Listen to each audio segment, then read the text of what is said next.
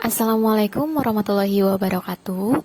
Perkenalkan, nama saya Cahaya Widiawati dengan NIM 2120100850. Kelas 3B, semester 3, Program Studi Pendidikan Biologi STKIP Pangeran Dharma Kusuma Indramayu. Mata kuliah histologi dengan dosen pengampu Ibu Tuti Mamluatul Hikmah MSc. Baik teman-teman, pada kesempatan kali ini saya akan melaksanakan presentasi jurnal yang berjudul Uji Histologi Udang Putih atau Leptopenaeus panamae selama penyimpanan pada suhu rendah.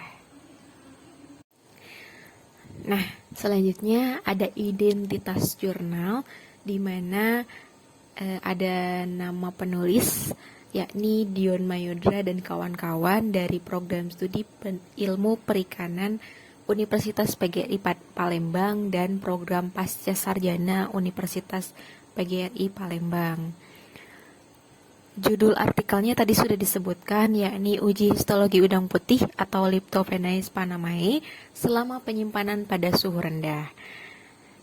Dipublikasikan oleh JIPBP atau Jurnal Ilmu-Ilmu Perikanan dan Budidaya Perairan, volume 16, nomor 2, edisi Desember tahun terbit 2021. Selanjutnya ada daftar isi atau tabel of content-nya. Di sini terdapat latar belakang dan motivasi penelitian.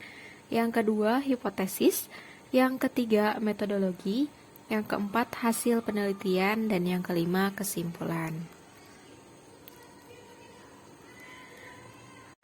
Yang melatar belakangi atau yang memotivasi penelitian ini adalah yang pertama, udang adalah komoditas perikanan andalan Indonesia yang menjadi komoditas ekspor. Nah, teman-teman, terdapat beberapa jenis udang yang banyak dipelihara di pertambakan yakni di Indonesia, yaitu udang windu, udang panamae, udang api-api, udang putih, dan udang galah. Nah, udang budidaya yang dikaitkan dengan pasar ekspor Indonesia adalah udang windu dan udang panamae. Sedangkan jenis udang lainnya digunakan untuk keperluan pasar dalam negeri, salah satunya udang putih. Yang kedua, wilayah pesisir timur Sumatera Selatan memiliki potensi budidaya udang yang tinggi. Nah, salah satu kabupaten yang mempunyai potensi hasil tangkapan udang yang cukup tinggi adalah Banyuasin, terdapat di desa Sungsang karena hampir separuh penduduk desa Sungsang ini mempunyai mata pencarian nelayan tangkap yang beroperasi di lautan Sungai Sembilan sampai ke Selat Bangka Belitung. Yang ketiga, udang merupakan produk hasil pangan perikanan yang mudah mengalami kerusakan dan kemunduran mutu. Kenapa demikian? Nah, kemunduran mutu proses kemunduran mutu udang dapat disebabkan oleh adanya reaksi autolisis, yaitu yang dapat dipengaruhi oleh adanya aktivitas enzim, aktivitas bakteri, dan reaksi kimia pada saat penyimpanan. Namun yang menjadi kendala dalam pemenuhan permintaan udang yaitu masalah konsistensi mutu udang. Yang selanjutnya adalah kemunduran mutu pada udang sangat erat kaitannya dengan melanosis atau black spot dan mikroba pembusuk. Nah, teman-teman, pembentukan melanosis atau black spot ini merupakan perubahan warna yang terjadi karena adanya reaksi enzimatis oleh enzim. Pembentukan melanosis atau black spot ini dapat mempengaruhi parameter warna dan mempengaruhi penerimaan konsumen, seperti itu. Selanjutnya, latar belakang dan motivasi lainnya, penelitian ini bertujuan untuk mengetahui keadaan struktur sel dan jaringan tubuh udang yang didistribusikan dari desa Sungsang dengan melalui uji histologi. Selain itu, di sini ada hipotesis. Nah, hipotesis ini di mana waktu tempuh Desa Sumsang ke kota Palembang cukup lama, yaitu 3 sampai 3,5 jam. Sehingga perlu diketahui bagaimana konsistensi udang yang ditransportasikan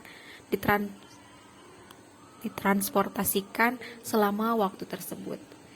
Perubahan tekstur dan struktur udang galah pada suhu 5 derajat selama 14 hari penyimpanan, dan hasil dari pengamatan tersebut menunjukkan terjadi perubahan struktur mikroskopik pada myofibrin selama waktu penyimpanan.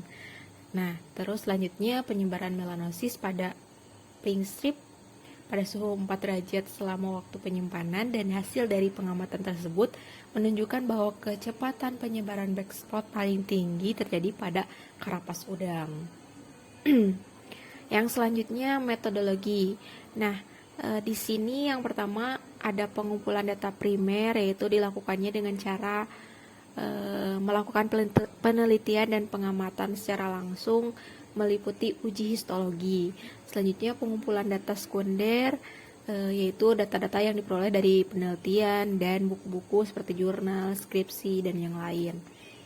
Terus dokumentasi, yaitu pengambilan gambar langsung mengenai semua kegiatan dalam penelitian untuk melengkapi lampiran yang diperoleh.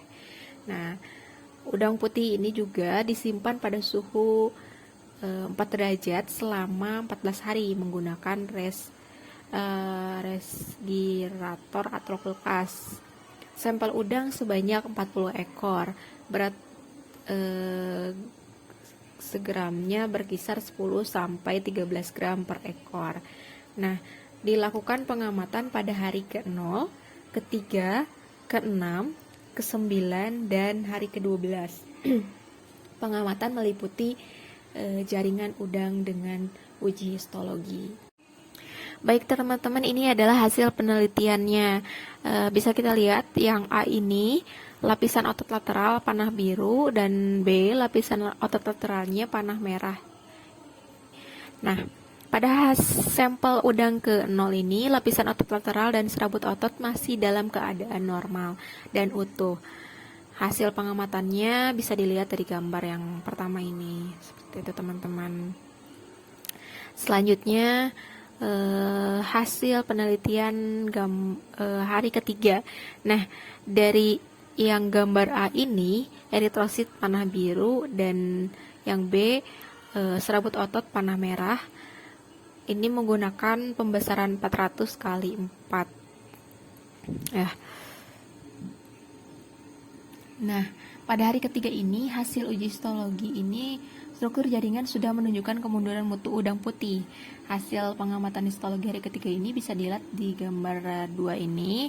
Awalnya kemunduran mutu udang terjadi pada bagian tubuh udang, yaitu karapas udang. Infeksi awalnya munculnya black spot, yaitu pada karapas, yang kemudian terjadi pelepasan partikel black spot menuju jaringan otot. Jaringan otot pada penyimpanan hari H panah merah ini menunjukkan terjadinya hemohagi atau kerusakan eritrosit, dan ditemukannya eritrosit di luar pembuluh darah. Seperti itu teman-teman. Terus yang gambar ketiga, lapisan otot lateral panah biru ini, hasil uji histologi hari ke-6 ini struktur jaringan sudah menunjukkan kemunduran mutu udang putih. Hasil pengamatan histologi hari ke-6 ini bisa dilihat pada gambar ketiga tadi ya. Nah, terlihat antara serabut otot dan fase rigor mortis mulai mengalami pengerutan, sehingga mulai terbentuk ruang kosong. Jadi jaringan otot yang mulai mengalami kerusakan pada fase ini disebabkan oleh pengerutan pada serabut otot, sehingga menyebabkan mulai adanya ruang kosong yang berwarna putih seperti ini teman-teman. Nah, gambar yang ke-9, pada fase post-regon terjadi pada penyimpanan hari ke-9 ini perenggangan yang jelas pada serabut otot. Nah, menunjukkan terjadinya kerusakan miomer yang menyebabkan terbentuknya ruang kosong, kehilangan serat, kolagen, dan miocota yang menyebabkan pemisahan miomer. Materi padat dalam mitokondria mengalami peluasan akibat lamanya penyimpanan. Seperti itu teman-teman. Selanjutnya gambar kelima atau hari ke-12 ini dari hasil pengamatan menunjukkan bahwa histologi pada jaringan otot ini sudah mengalami deteriorasi atau kebusukan. Timbul bau amoniak yang sangat kuat di udang, menunjukkan bahwa adanya perubahan jaringan otot transversal dibandingkan dengan histologi otot udang normal. Hal ini terlihat dengan terjadinya degenerasi, nekrosis, dan adanya infiltrasi hemosit pada jaringan otot. Nekrosis ialah keadaan di mana sel dan jaringan mengalami kematian karena proses degenerasi irreversibel. Sel yang mengalami nekrosis telah terlihat hancur dan akan hilang atau mati. Tidak ada perubahan histopatologi, penyakit menular dan berbahaya pada sampel yang diperiksa. Seperti itu teman-teman. Selanjutnya adalah kesimpulan. Hasil uji histologi menunjukkan bahwa perubahan konsistensi jaringan tubuh udang sudah mulai mengalami kemunduran mutu pada hari ke-3 dan terus-menerus sampai hari ke-12. Demikian presentasi yang dapat saya sampaikan. Mohon maaf apabila ada banyak kekurangan dan kesalahan yang saya ucapkan. Terima kasih for listening and see you guys. Assalamualaikum warahmatullahi wabarakatuh.